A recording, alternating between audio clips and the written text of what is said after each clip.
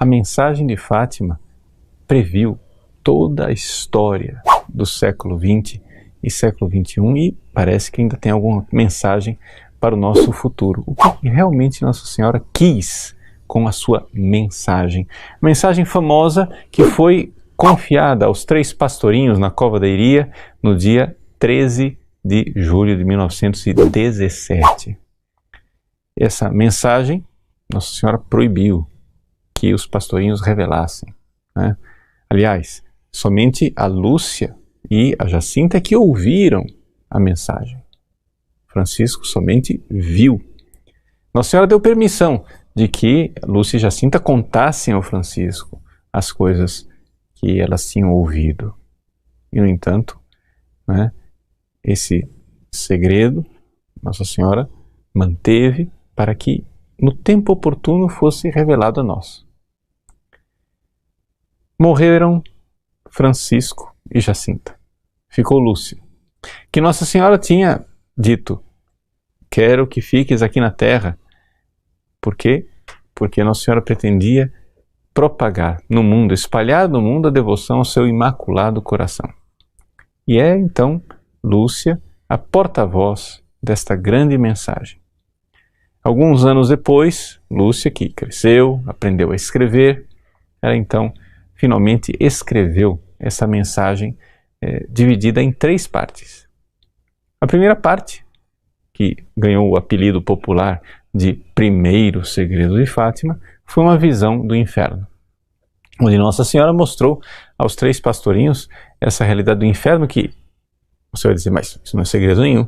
Sim, mas tornou-se segredo para o homem do século XX. Por quê? Porque, infelizmente, dentro da igreja entrou uma heresia, a heresia do modernismo, que não acredita no inferno. Acha que os homens, não é, para serem condenados ao inferno, precisam fazer alguma coisa de muito especial. E, no entanto, ao longo dos séculos, 2000 anos de cristianismo, nós sabemos que o inferno é uma realidade. Por quê? Porque nosso Senhor Jesus Cristo falou mais do inferno do que do céu. Sim. Se você for ver o número de vezes que Jesus fala do inferno, é muito mais frequente do que o céu. E, portanto, Deus de misericórdia se fez homem exatamente para nos livrar do inferno. Mas, de repente, agora, né, o diabo não quer mais que a gente acredite no inferno. Essa é a astúcia de Satanás. Ah, Deus é tão bonzinho, Ele não vai condenar vocês por nada. E assim a humanidade vai ficando cada vez mais perversa, cada vez mais perversa. Né? É como se nós tivéssemos uma gangue de meninos de rua. E o mais esperto, o mais velho, engana os mais novos. Vai lá, rouba aquele cara lá. Não, mas eu vou ser pego. Nada, que nada. Essa hora não tem policial, o policial não pega, você não vai ser punido. E o menino vai lá e termina na cadeia. Ou seja, é o tipo da bondade, né? Policial não pega, policial não faz nada. Então a mesma coisa, Deus não existe, ou então o inferno não existe. Sejamos felizes, façamos o que quisermos, porque não há punição. O insensato diz em seu coração, diz o Salmo: Deus não existe. Ninguém vê o meu crime. No entanto, Deus de misericórdia vem exatamente para nos acordar disto. Esse é o primeiro segredo de Fátima. O primeiro segredo de Fátima é Nossa Senhora que sabe do futuro. Nossa Senhora sabia que a Igreja Católica, a Santa Igreja Católica, iria passar, né, por um problema interno, que o dogma da fé seria abalado, né? E então ela vai e, como mãe, recorda aos seus filhos a existência do inferno. A segunda parte da mensagem, chamada de segundo segredo, é Nossa Senhora diz: vistes o inferno. Para salvar estas almas, né, que milhões e milhões de almas que perecem no inferno, ela quer nos ensinar a devoção ao seu Imaculado Coração. Veja, aqui o remédio que Nossa Senhora dá. A devoção ao seu Imaculado Coração. E existe nesse mecanismo infernal, né, uma série de erros e de mentiras que são contadas pelas pessoas. Satanás não vem diretamente para contar esses erros.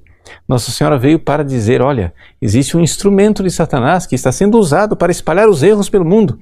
É a Rússia. E se vocês consagrarem a Rússia ao meu Imaculado Coração, né, haverá um tempo de paz. Se não obedecerem, aí vem a terceira parte.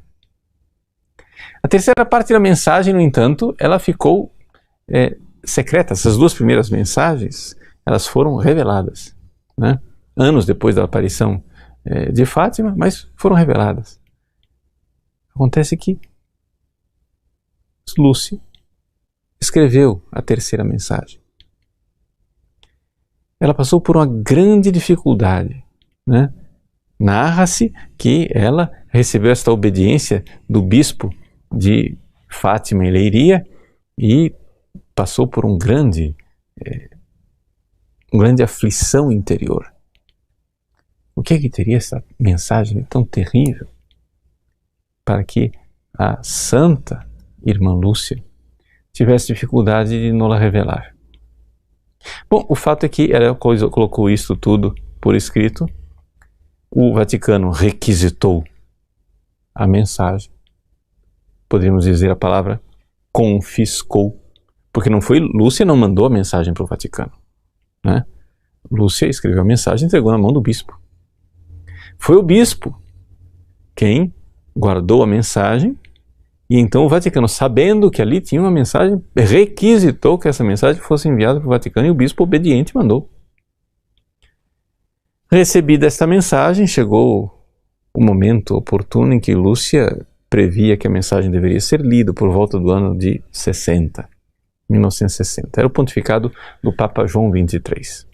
Ele então leu a mensagem, colocou de volta no envelope e, pelo visto, não quis julgar. Ou seja, em palavras pobres, o Papa João XXIII não tinha indícios claros de que aquela mensagem fosse realmente uma mensagem do céu. E aqui é importante para as pessoas não ficarem escandalizadas. E aqui está a grande confusão com relação ao terceiro segredo de Fátima. Que é o seguinte, é uma revelação privada. Ou seja, por mais que os eventos de Fátima tenham sido tão clamorosos, o milagre do sol, 70 mil pessoas vendo o milagre do sol, a mensagem de Nossa Senhora, que foi revelada aos 3 pastorinhos no dia 13 de julho de 1917, só foi escrita anos depois pela irmã Lúcia. E a gente vê que em fontes insistentes, né, de gente ligada ao Vaticano, a todo momento querem recordar os limites da vidente. Ou seja, é uma mulher muito simples, é uma irmã muito simples, não tem teologia, etc, etc. Os limites da vidente. O próprio cardeal Ratzinger, futuro Bento XVI, quando foi revelada a terceira parte da mensagem de Fátima no ano 2000, ele fez toda uma conferência. E se você for, espreme aquela conferência, ela tem uma única substância. Quer dizer o seguinte, olha, ele vai lá, mostra a antropologia, né, das revelações privadas, para dizer o vidente é um canal do qual nós podemos suspeitar. Esse é o resumo da ópera. Ou seja, aqui as pessoas ficam escandalizadas. Por que o Vaticano escondeu? Por que o Vaticano escondeu? Por que o Vaticano escondeu? Gente, no fundo, havia ali naquela mensagem de Fátima alguma coisa que essas pessoas lá do Vaticano consideraram como sendo algo não crível. Ou porque não tinham sinais humanos de credibilidade, ou porque, não sei, havia alguma coisa de muito incômodo. E você sabe que quando vem uma palavra incômoda, nós, muitas vezes, preferimos não ouvi-la. Então, é aí que está a realidade do chamado terceiro segredo de Fátima, a terceira parte da mensagem de Fátima. Todo mundo que leu esta mensagem, João 23, Pio XII não leu. Pio XII cria profundamente em Fátima, mas não teve acesso ao segredo. Porque ainda não era o tempo de abrir o envelope. Então, João XXIII teve suas dúvidas. O próprio Paulo VI, embora tenha ido a Fátima, embora tenha dado importância e privilégio à aparição de Fátima, não parece que Paulo VI tenha dado grande credibilidade à irmã Lúcia, porque ela pediu para falar com ele.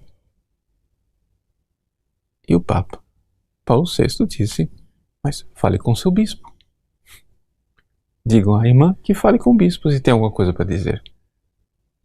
Ela é uma mulher muito simples. Foi então que veio João Paulo I, que não sabemos se leu o segredo, porque teve muito pouco tempo, João Paulo II. João Paulo II leu o segredo de Fátima e não parece ter dado muita importância, até que finalmente, no dia 13 de maio de 1981, uma bala disparada num atentado a queima-roupa, né, por Mohamed Ali Agha, ele acorda no Hospital Gemelli e diz, como é mesmo essa história do segredo de Fátima? E mandou vir o texto do segredo. E dali para frente, João Paulo II ficou bastante incomodado com aquela história do segredo e queria, a todo custo, revelar alguma coisa do segredo. Mas havia alguma coisa bastante inconveniente e incômoda. Mas padre, como é que você sabe disso? Bom, eu sei disso pelo óbvio, ou seja, existem vários indícios disso. Se você quiser, nós temos um curso sobre a mensagem de Fátima no nosso site. Acesse lá, eu coloco lá mais dados, mais informações, mais detalhes, etc, etc. Mas é óbvio que tem que ter alguma coisa de muito incômodo. Como é que eles seguram uma coisa durante tantos anos? Ou seja, estamos no ano 2000 e nada. Era para ter sido revelado em 1960, 40 anos depois, e ninguém fala de nada. Cadê o segredo? Cadê a mensagem? 40 anos e ninguém revela, 40 anos e ninguém revela. Finalmente, quando revela, está aí o texto. O texto que nós vamos ler daqui a pouco. E foi tudo uma grande decepção. Por quê? Porque embora a mensagem do segredo seja veemente, e tenha bastante coisa aqui para a gente meditar, nós iremos falar dela, todo mundo, eu inclusive, quando eu li o segredo a primeira vez, no ano 2000, eu abri o site do Vaticano, estava lá no site do Vaticano o autógrafo da irmã Lúcia, com as letras dela, a transcrição do português da irmã Lúcia, traduzido lá em várias línguas, a conferência do cardeal Ratzinger, a interpretação do cardeal Sodano, etc, etc. Tudo aquilo. A gente lê o negócio. Tanto barulho por nada. Mas por que por 40 anos vocês esconderam isso aqui?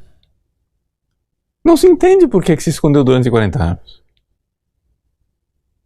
E não tem como a gente não ter essa perplexidade. Então, logo desde o início, as pessoas, os devotos de Fátima, ficaram um pouco incrédulos, né? Dizendo, mas será que revelaram tudo? Bom, se revelaram tudo ou não revelaram tudo, você pode ver os detalhes desta saga no nosso curso a respeito da mensagem de Fátima. Eu não vou aqui me deter nesses detalhes, porque tem um curso inteiro que eu dediquei um pouco a isto, né? Investigadores, né? Como o Antônio Sotti, o Christopher Ferrara, etc. e tal, todos eles têm suas opiniões. O fato é o seguinte: há indícios de que o que foi revelado do terceiro segredo de Fátima é de fato a visão que os 3 pastorinhos tiveram, né? A terceira parte da mensagem. Porém, há fortes indícios de que existe um outro documento, ou seja, uma pagininha menor, onde está não somente a visão que é narrada aqui, mas a explicação de Nossa Senhora. Ou seja, é como se a parte que foi revelada é uma parábola e falta a interpretação da parábola. E essa interpretação da parábola teria sido feita pela própria Nossa Senhora. Por quê? Porque no final da visão, Nossa Senhora disse a Lúcia e a Jacinta: olha, não digo a ninguém, mas ao Francisco vocês podem contar. Bom, mas o Francisco via as coisas. Ora, se o Francisco via as coisas, você, então, lê o terceiro segredo, é tudo visual, não tem... É como se fosse um cinema mudo. Tem o áudio, tem o visual, mas não tem o áudio. Como se alguém tivesse cortado o áudio. É só visão. A única palavra que se ouve em toda a descrição é penitência, penitência, penitência, que são as 3 palavras do anjo. Então parece que falta alguma coisa. Ou seja, uma pagela que seria a interpretação. E aqui que está o ponto da controvérsia. Ou seja, esta pagela seria uma interpretação e parece que os prelados do Vaticano julgam que esta pagela interpretativa ela teria sido fortemente contaminada, por assim dizer, pelas impressões e pelas interpretações da própria irmã Lúcia. E por isso, ela foi retida e não revelada. Esta é a hipótese. Ou seja, que os prelados no Vaticano teriam feito um juízo prudencial que, para o bem das almas e não criar confusão na igreja, é melhor não revelar essa parte aqui. Porque isso daqui, nós não sabemos se é verdade, parece que é coisa da cabeça da irmã Lúcia. Parece bastante forte o que eu estou dizendo, mas são os indícios. Por quê? Se vocês forem ver a conferência do próprio cardeal Ratzinger, existe uma passagem bastante curiosa em que ele diz assim que a visão é dos videntes, mas a interpretação é da igreja. Ou seja, quem tem a chave interpretativa daquelas visões seria a igreja e não o vidente. Ou seja, que a interpretação feita pela irmã Lúcia não está autorizada. A interpretação correta é aquela que teria sido apresentada, né, pelo Vaticano. O fato é o seguinte, que aqui nós estamos diante, porém, não de um magistério da igreja. Não existe nenhuma posição magisterial, né? Nós estamos aqui diante de uma controvérsia onde o que está em jogo é a credibilidade humana. Ou seja, algumas pessoas se alinham do lado da irmã Lúcia para dizer, não, mas a interpretação dela é que é a válida. Outros dizem, não, mas é uma irmã sem teologia e sem visão profunda da teologia católica, então vamos confiar mais nos prelados do Vaticano que nos dão a interpretação correta. E aqui está, né, a disputa, aqui está a grande controvérsia. O fato, porém, né, vamos lá, você vai se perguntar, mas padre, do lado de quem que o senhor se posiciona? Eu respondo, veja, eu não me posiciono do lado de ninguém, porque, número 1, aqui nós estamos diante de uma hipótese, parece ser isto.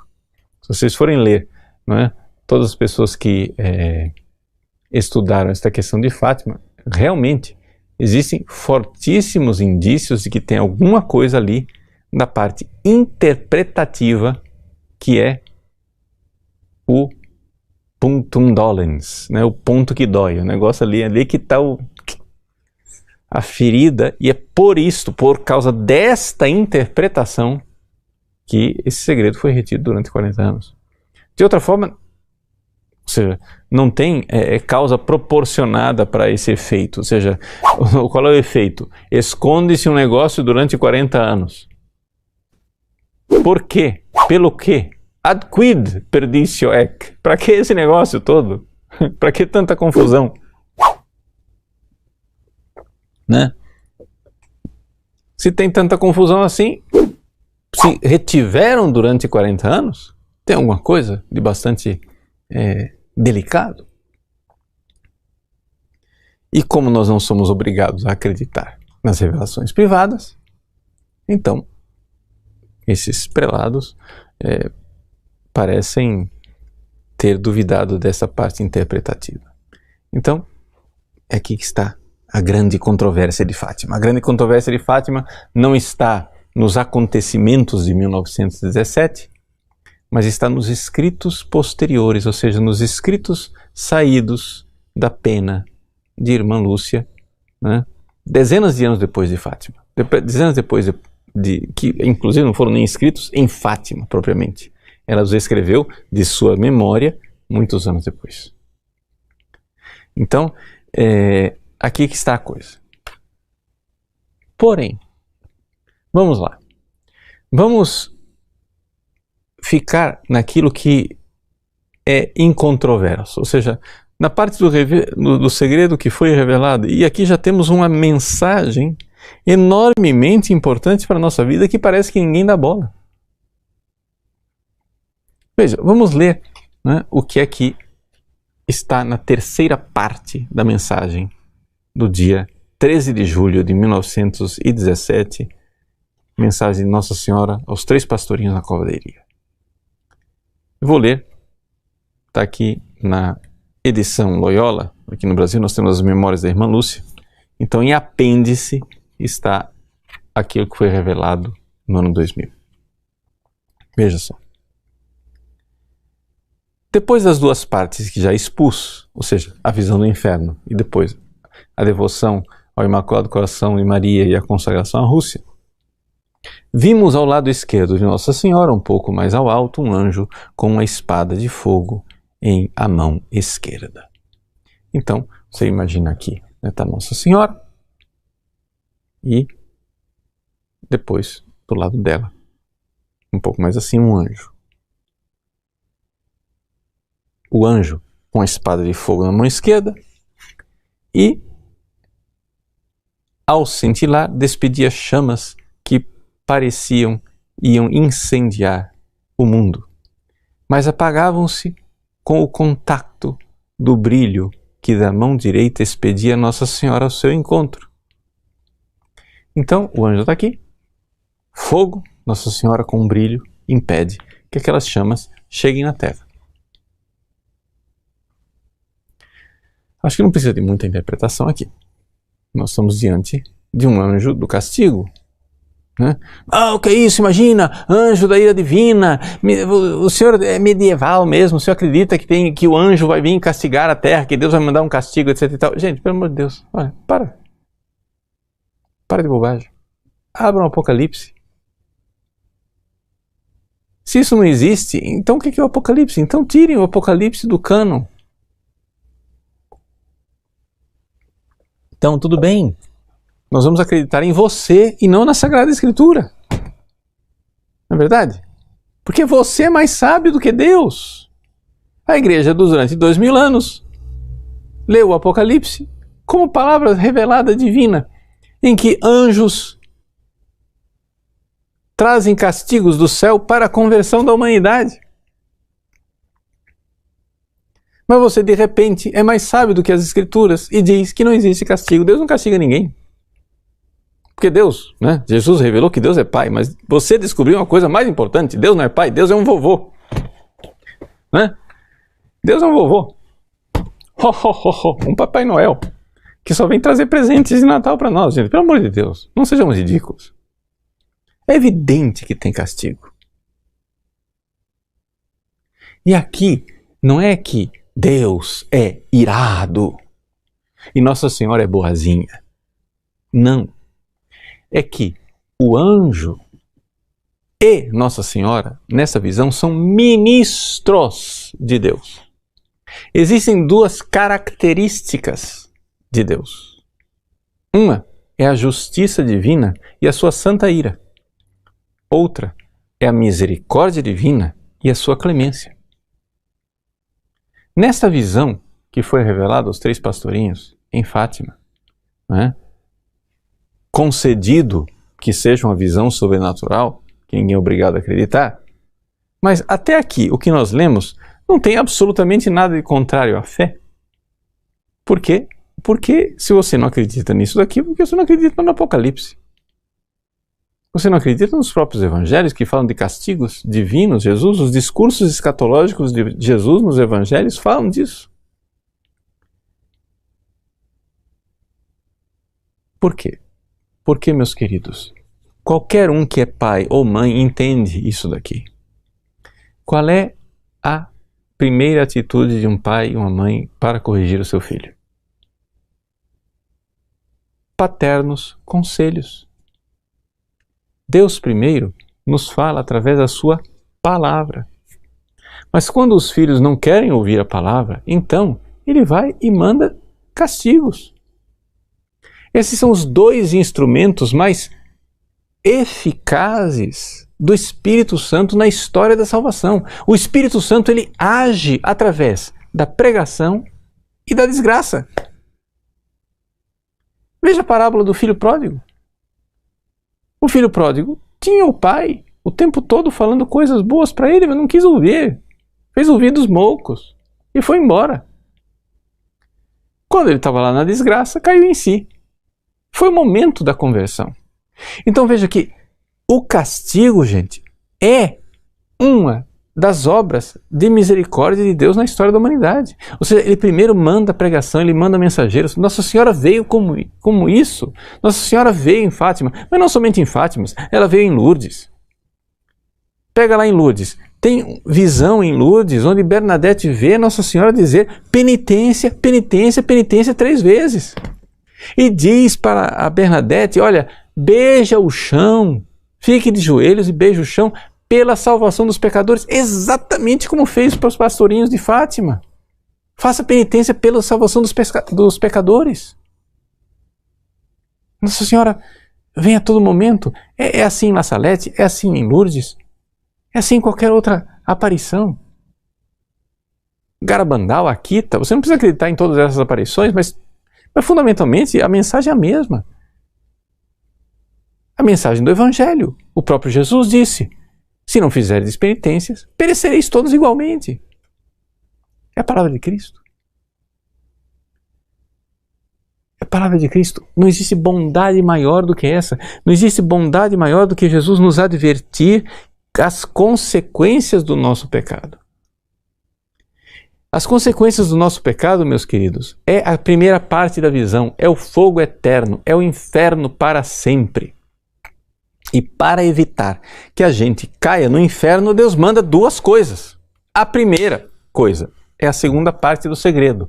O Imaculado Coração de Maria é a palavra bondosa, é a palavra de caridade. O Coração Imaculado de Maria é uma palavra de Deus para nós. Vejam a bondade, é tempo de fazer penitência, fazer misericórdia, vamos lá, se convertam, façam consagração a Nossa Senhora, né? Etc, etc. Mas se não ouvirem a palavra, então vem a segunda forma que Deus usa, que o Espírito Santo usa para nos converter, que é a desgraça, que é o castigo. E Nossa Senhora revela que na bondade do coração dela, ela, Mãe Clementíssima, nós dizemos isso na Salve Rainha, ó Clemente, ó Clemente. O que é clemência? A clemência é a virtude que abranda, que modera o castigo. Eu vejo meu filho, ele merece um castigo, vamos supor que ele mereça um castigo de magnitude 10, mas eu, Clemente, aplico somente de magnitude 3. É a clemência. Pois bem, Nossa Senhora Clementíssima, ela está lá segurando o castigo. Ainda não. Vamos dar tempo para eles se converterem. Vamos dar tempo, mais uma chance de eles ouvirem. Então, tanto Nossa Senhora como o anjo são instrumentos de Deus, porque Deus é que é justiça e ira, e ao mesmo tempo misericórdia e clemência. Não é um Deus esquizofrênico. Nós não somos marcionitas. O marcionismo é uma heresia que diz que existe um Deus mau no Antigo Testamento e um Deus bom no Novo Testamento. Nós acreditamos só no Deus bonzinho no Novo Testamento, que é amor e misericórdia, que é uma gracinha. Não, nós não somos isso. Nós acreditamos que é um Deus só. Um único Deus verdadeiro, que tem esses dois aspectos. No nosso site, nós a todo momento estamos mostrando para vocês aquele ícone, né, do Sinai, um ícone do século VI, onde Jesus tem o rosto dividido no meio, onde o lado esquerdo ele é sombrio e triste, e do outro lado é misericordioso e bondoso, porque são as duas faces, esse olhar que cura, né? Essas duas faces de Cristo. E Deus não é esquizofrênico, Ele é um pai. E é um pai como bom pedagogo. Ele primeiro usa de muita paciência, usa a sua palavra, etc, etc, e depois aplica o castigo.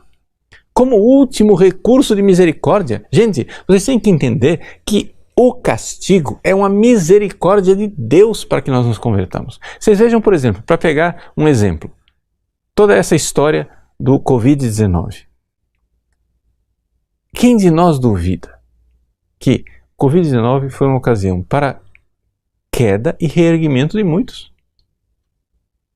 Para a queda daqueles que diante da pandemia, etc e tal, se enlouqueceram, se revoltaram contra Deus e abandonaram a fé. E para o reerguimento daqueles que estavam afastados da igreja, não rezavam, não procuravam a Deus e agora voltaram. É assim que são os castigos de Deus. Os castigos de Deus são momentos maravilhosos da misericórdia divina, onde nós temos a ocasião de escolher. E assim será o castigo que é previsto aqui, no terceiro segredo de Fátima. Um castigo que é previsto para a conversão de muitos. É a última chance de misericórdia que Deus dá para os seus filhos. Então, aqui, o anjo, apontando com a mão direita para a terra, com a esquerda ele estava com a espada, com a direita apontando para a terra, com voz forte disse: penitência, penitência, penitência. Então, aqui, digamos assim, está o centro de toda a coisa. E por mais que a gente precise de alguma interpretação aqui, esta parte do terceiro segredo não precisa de interpretação. A visão que vem em seguida precisa de interpretação, mas isso aqui não precisa, porque isso aqui é puro Apocalipse, isso aqui é pura Bíblia, isso aqui não tem como, não tem nem o que pôr, nem o que tirar, é isto. Agora, o problema vem na visão depois, que é provavelmente, que são interpretações, uma dessas visões condicionais, ou seja, o anjo pede penitência, penitência, penitência, e é como se Deus dissesse assim: olha, se vocês não fizerem penitência, olha só o que vai acontecer. E são esses acontecimentos aqui que está toda a controvérsia. O que é que eles significam? Né? Aqui que está o busilis, né? O centro da questão. Vimos numa luz imensa que é Deus. Em Fátima, várias vezes tem essa coisa da luz, né? E Lúcia sempre diz a luz que é Deus. Então, vimos esse acontecimento em Deus. Não é um acontecimento na história, porque ainda, quando aquilo foi lá revelado, não é uma coisa, um fato inevitável. Ainda era evitável. Parece que não será mais evitável, porque por aquilo que a irmã Lúcia falou na carta dela, quando ela pediu a consagração da Rússia, ela disse assim: olha, não quiseram fazer, mas será como foi com o rei da França. Quando fizerem, será tarde. Né? Então, se houve consagração válida ou se não houve consagração válida, isso aí é outra controvérsia, outra confusão. Mas o fato é que, se nós cremos nas palavras da irmã Lúcia, o que ela está dizendo é que quando o negócio acontece, finalmente será tarde demais. Então, aquilo que aqui nessa visão parece ser uma visão hipotética de futuro, por estes anos de falta de penitência, de conversão e de ouvirmos os apelos de Nossa Senhora, parece que é favas contadas o que está aqui. Vai saber. Ele diz então, né, que algo semelhante a como se veem as pessoas no espelho quando lhe passam por diante. Então, isso aqui está entre aspas. É como a Lúcia, em 1917, não tinha televisão, né? Não fazia ideia do que fosse televisão. Então, aqui, o que ela está descrevendo é a linguagem de uma televisão. Eles viram como em Deus uma espécie de televisão, né? Um bispo vestido de branco e tivemos o pressentimento de que era o Santo Padre. Esse tivemos o pressentimento de que era o Santo Padre também está entre aspas. Aí vem toda a controvérsia, quem é esse bispo de branco? Se esse bispo de branco é o mesmo Santo Padre que depois aparece mais tarde na visão. Controvérsias, rios de tinta despejados, e eu não tenho resposta para isso, não sei. Vai saber. Vários outros bispos, sacerdotes, religiosos e religiosas subiram a montanha escabrosa montanha, no cimo da qual estava uma grande cruz de troncos toscos, como se fora de sobreiro com a casca. O sobreiro é a árvore da qual tiram a cortiça, né? Então aquela casca da cortiça que está lá. Então uma cruz. E o Santo Padre, antes de chegar aí, atravessou uma grande cidade meia em ruínas e meio trêmulo, com andar vacilante e acabrunhado de dor e pena, ia orando pelas almas dos cadáveres que encontrava pelo caminho. Chegado ao cimo do monte, prostrado de joelhos aos pés da grande cruz, foi morto por um grupo de soldados que lhe dispararam vários tiros e setas. E assim mesmo foram morrendo uns tras outros os bispos, sacerdotes, religiosos e religiosas e várias pessoas seculares, cavalheiros e senhoras de várias classes e posições. O que é que tudo isto significa nos seus detalhes é aqui que está a grande controvérsia. Mas vem uma chave interpretativa agora, que não é tudo, mas é o que nós temos, o resto é especulação, que é o seguinte. Vejam, sob os dois braços da cruz estavam dois anjos, cada um com um regador de cristal em a mão. Neles recolhiam o sangue dos mártires e com ele regavam as almas que se aproximavam de Deus. Gente, isso aqui é puro Apocalipse também. Ou seja, ela está falando claramente de martírio, ou seja, esse pessoal todo que está morrendo aqui são mártires. Porque os anjos estão recolhendo o sangue dos mártires.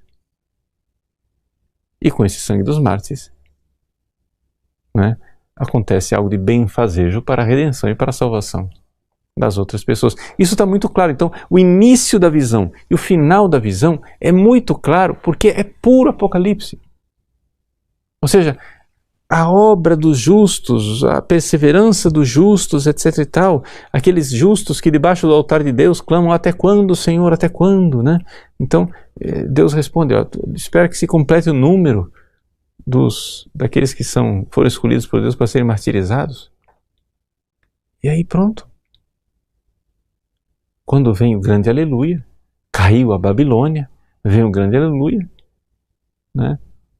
Se canta o hino de louvor em que a esposa está revestida de linho puro, e o linho puro de São João é as obras dos fiéis. Ou seja, são os mártires. Ou seja, os atos de caridade maravilhosos que foram realizados, esse é o linho puro que vai preparando a veste da esposa. Não tem dúvida nenhuma de que essa é a interpretação. Agora, o meio, o núcleo, ainda está um pouco ali precisando de uma chave interpretativa. E essas coisas que eu estou dizendo aqui, interpretação muito clara da igreja, o próprio catecismo da igreja católica fala dessas coisas, não é? Então, o que é que nós podemos dizer? Nós podemos dizer a respeito de Fátima que no fundo as pessoas não querem ouvir. aquilo que já está muito claro e revelado. E está muito claro e revelado que nós não estamos ouvindo os apelos de Nossa Senhora, nós não estamos ouvindo os apelos do anjo que pede penitência, penitência, penitência, e portanto vai vir o castigo. E devemos nos preparar para o martírio, porque é através do martírio, né, da nossa fidelidade, do derramamento do nosso sangue, que nós iremos, com o nosso próprio sangue, regar as almas dos fiéis que irão receber, né, os frutos da nossa fidelidade. Esse é o segredo de Fátima. Veja, o resto de especulação, o que é que são estes erros que nós estamos cometendo? Veja, existe uma carta da irmã Lúcia que foi escrita ao Papa João Paulo II e está contido aqui mesmo na publicação, em que a irmã Lúcia fala claramente ao Papa que essa terceira parte do segredo, ou seja, antes mesmo da publicação do segredo, está dito aqui, a terceira parte do segredo refere-se às palavras de Nossa Senhora: senão a Rússia espalhará os seus erros pelo mundo, promovendo guerras e perseguições à Igreja, os bons serão martirizados e o Santo Padre terá muito que sofrer, várias nações serão aniquiladas. Então quer dizer o seguinte, toda aquela tragédia que está acontecendo ali na visão diz respeito à Rússia. Aí você já entendeu por que é tão incômodo e por que não quiseram revelar o negócio. Por quê? Porque se não quiseram, vejam, nenhum Papa até agora teve coragem de fazer uma consagração em que mencionasse o nome Rússia. Rússia. Consagra as nações do mundo, etc. Mas Rússia ninguém falou. Então, se o terceiro segredo, se lá na parte interpretativa tem alguma coisa que fala de que essa tragédia toda, ela vem dos erros da Rússia, você entende as consequências políticas disso, né? Você entende a confusão diplomática disso, né? Eu não estou dizendo que é ou que não é, é a irmã Lúcia que está dizendo que é. A terceira parte do segredo, ela diz, refere-se às palavras de Nossa Senhora, senão a Rússia vai espalhar seus erros. Aí vai acontecer guerra, perseguição da Igreja, Santo Padre vai sofrer, mártires. Não está claro isso?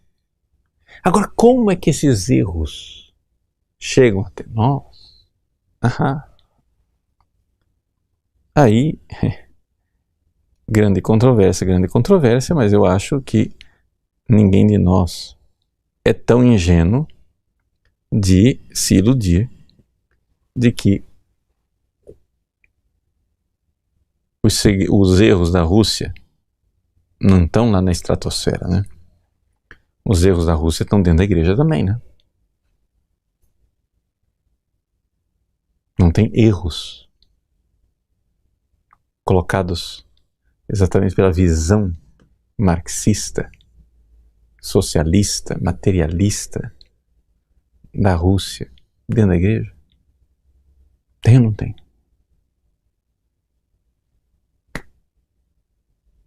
Não precisa um anjo vir aqui revelar isso pra gente, né? A gente enxerga, né? Por quê? Porque a chave interpretativa de uma coisa já acontecida não precisa, gente. Já tá acontecendo. É só olhar os fatos históricos. O negócio tá aí. A Rússia espalhou seus erros. Não consagraram, não fizeram a tempo. Agora ela já espalhou. O negócio já aconteceu.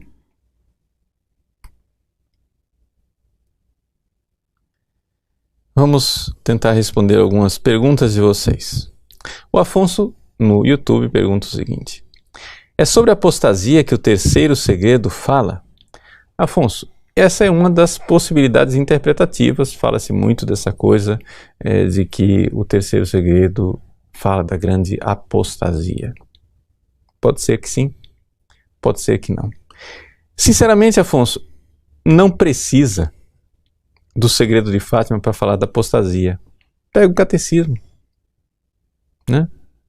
No número 676 do Catecismo se fala da grande apostasia. Ou seja, existe uma convicção na Igreja, né, que está lá, inclusive no Catecismo da Igreja Católica, no Catecismo da Igreja Católica pós-Vaticano II, Catecismo da Igreja Católica promulgado por João Paulo II, Catecismo da Igreja Católica escrito por Cardeal Ratzinger, está lá, vê lá, escreve, está lá, a grande apostasia, prevê uma grande apostasia, haverá no fim dos tempos uma grande apostasia. Né? Então, não sei se o segredo fala da grande apostasia. Falta-nos uma chave interpretativa. Mas a gente não precisa do terceiro segredo para saber que vai ter uma grande apostasia. Aliás, não precisa nem do catecismo para saber que tem uma grande apostasia. Basta abrir o olho que a gente está vendo a grande apostasia. Se você ainda vive no mesmo mundo que eu vivo, pelo menos eu enxergo uma grande apostasia. Né? Arthur no YouTube pergunta o seguinte: e o que o Concílio Vaticano II tem a ver com o segredo de Fátima? Olha, Arthur, existe toda essa especulação de que o terceiro segredo de Fátima seria o seguinte. Vamos lá, vou repetir aquilo que é a interpretação de alguns com relação ao segredo de Fátima. Que essa cidade em ruínas seria um simbolismo, uma parábola da Igreja, e que toda esta ruína da Igreja ela teria sido causada pelo Vaticano II e que, portanto, todas essas pessoas que morrem ali, simbolicamente, na verdade, não são pessoas que morrem fisicamente, também são pessoas que morrem fisicamente, porém, a coisa maior é que teria aquilo uma morte espiritual de pessoas que perderam a fé. Inclusive bispos, padres, etc, etc, etc. Temos evidências para interpretar dessa maneira? Eu acho uma especulação assim bastante exigente.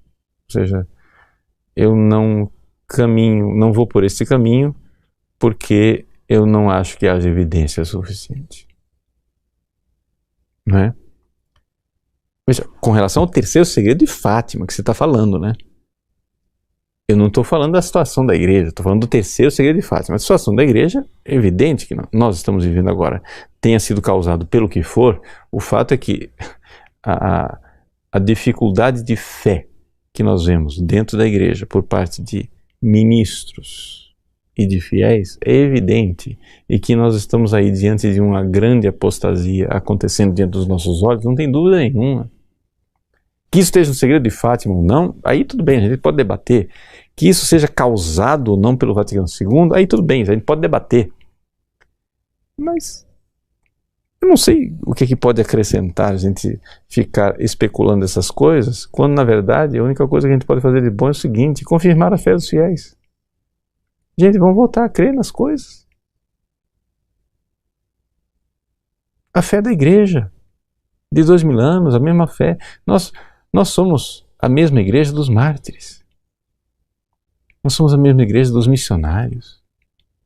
A mesma Igreja dos padres do deserto, dos monges, etc. Nós temos que ter aquela mesma fé. A mesma Igreja dos doutores escolásticos. Não é outra fé, é a mesma. E se tem gente que acha que agora a Igreja crê de outro jeito, não é mais assim. Bom, eu não sei que nome dar a isso a não ser apostasia. Né? Marcelo no YouTube pergunta o seguinte: Padre Paulo, sua bênção. Posso realizar as comunhões reparadoras dos primeiros sábados em missas com a liturgia dominical? Sim. Veja, o que é importante é que a comunhão seja no sábado. Agora, onde em que momento do sábado você recebe a comunhão, isso daí não é importante. Pode ser no sábado de manhã, pode ser no sábado à noite. Sábado à noite se celebra a liturgia com a liturgia dominical, mas não é necessário nem sequer receber a comunhão dentro da liturgia. Ou seja, no sentido que seja uma missa. Você pode receber a comunhão fora da missa. Tá? O importante é que receba a comunhão no sábado, para que haja comunhão reparadora, conforme Nossa Senhora instruiu a irmã Lúcia. Verinha, Sua bênção, Padre. Gostaria de saber por onde eu posso começar a fazer penitência. Verinha, a palavra penitência, como ela é colocada ali pelo anjo, é, antes de tudo, né, a realidade de uma mudança de mentalidade, né? Uma mudança interior, a mudança do coração. Então, penitemini, ou seja, fazei penitência. Quer dizer, aquilo que Jesus disse, né? Metanoia, aquela mudança de mentalidade. Antes de tudo é a mudança interior, em que você nas suas orações esteja disposta a mudar as nossas atitudes, mudar o nosso coração. Agora, como Nossa Senhora ensinou aos pastorinhos, nós podemos fazer penitências através das coisas que a própria vida nos impõe. Os pastorinhos, as grandes penitências que eles fizeram foram as perseguições que eles tiveram que sofrer, né? Foram as coisas que a própria vida lhes impôs, como por exemplo a doença, né, da gripe espanhola. Agora, claro que também eles acrescentavam penitências, eles deixavam de comer, deixavam de beber, etc., né, faziam penitências. Mas essas penitências extraordinárias, elas são válidas, importantes, mas é também importante que a gente não perca de vista a realidade de que a própria vida nos dá uma fonte abundante de penitências para a gente acolher e abraçar a nossa cruz no dia a dia. O próprio Jesus disse, né? Toma a tua cruz dia após dia. É a tua cruz. A cruz que você tem no dia a dia. Se a gente fizer isso por amor, isso já é uma fonte, né, de enorme proveito espiritual. A Patrícia no Instagram pergunta o seguinte: Padre, diante da visão apocalíptica, o que o senhor fala sobre estocar alimentos? Veja, Patrícia, existe um pouco esta ideia de algumas pessoas de que nós estamos diante de uma grande catástrofe e que seria necessário a gente se recolher em lugares mais seguros, estocar alimentos, ter fontes de energia alternativa, etc, etc. O que eu digo a respeito destas coisas? Eu digo que são opiniões válidas, que eu respeito, mas que eu realmente não tenho estudo suficiente pessoal sobre revelações privadas que dão esse tipo de instrução para dizer que realmente é assim ou não. Aí eu remeto para pessoas que tenham estudado mais, porque se são revelações privadas, as revelações privadas elas são de fé humana. É necessário estudá-las para ver, né, se tem ali indícios de credibilidade. E eu devo confessar para você, Patrícia, que não tenho uma opinião formada a respeito dessas coisas. Gostaria de recordar para vocês, no final desse programa, a respeito de Fátima, que nós, no nosso programa aqui, nós estamos nos aproximando agora no final de maio, na comemoração dos 15 anos do apostolado do site padrepauloricardo.org, né? E nesses 15 anos de apostolado, uma grande gratidão a Deus, um grande Te Deum laudamos por tudo aquilo que Deus nos concedeu de bom ao longo desses 15 anos e todo o bem que Ele permitiu que fosse realizado através desse apostolado. Então, por causa dessa comemoração dos 15 anos de apostolado, nós estamos fazendo para vocês, né, que ainda não são alunos do site, a possibilidade de ter acesso a todos os cursos do nosso site, ao plano global dos cursos do nosso site com 40% de desconto. Então, é uma promoção que está sendo feita agora, por causa dos 15 anos do nosso apostolado, 40% de desconto no plano global para aquelas pessoas que ainda não são alunos e que gostariam, né, de se tornar membros da nossa família. Então, aproveite essa ocasião, né, e não somente isso, faça o apostolado de convidar outras pessoas, né, para vir fazer parte dessa nossa família. aquilo que nós colocamos aqui para vocês gratuitamente na transmissão ao vivo semanal, ou nas homilias diárias, ou nas respostas católicas, tudo isso é somente a ponta do iceberg, por assim dizer, não é só um pedacinho bem pequeno daquilo que é o esforço do nosso apostolado, e tem muito mais, de forma mais sistemática. A própria mensagem de Fátima, que nós aqui apresentamos pinceladas básicas, nós temos um curso inteiro onde eu mostro para vocês, né, detalhadamente um pouco as controvérsias que estão por trás dessa realidade da mensagem de Fátima e do terceiro segredo. Tá bom? Então, nesses 15 anos do apostolado do site padripaulricardo.org, uma promoção especial de 40% de desconto, não perca essa oportunidade, convide seus amigos, faça também o apostolado com as outras pessoas, convidando-os para serem, né, membros dessa nossa família. Tá bom? Semana que vem nós estaremos juntos mais uma vez, e o tema da transmissão ao vivo da semana que vem vai ser temperamentos, né? Nós temos um curso sobre temperamentos e nós queremos relançar esse curso porque tem feito um bem imenso para as pessoas também no seu autoconhecimento e para desenvolver a vida espiritual melhor. Então, semana que vem falamos de temperamento outra vez, né? Se você ainda não fez o curso de temperamento, é a sua ocasião, pega aí, né, esse desconto de 40%, assine o conteúdo global do nosso site e que Deus abençoe e recompense.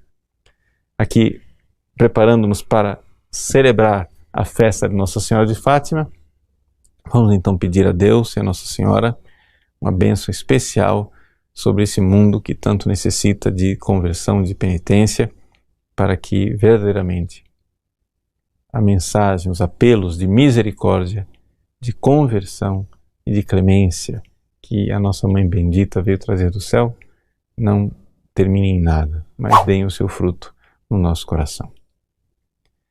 Ave Maria, cheia de graça, o Senhor é convosco. Bendita sois vós entre as mulheres, e bendito é o fruto do vosso ventre, Jesus. Santa Maria, Mãe de Deus, rogai por nós, pecadores, agora e na hora de nossa morte. Amém. O Senhor esteja convosco, Ele está no meio de nós. Abençoe-vos o Deus Todo-Poderoso, Pai e Filho e Espírito Santo. Amém.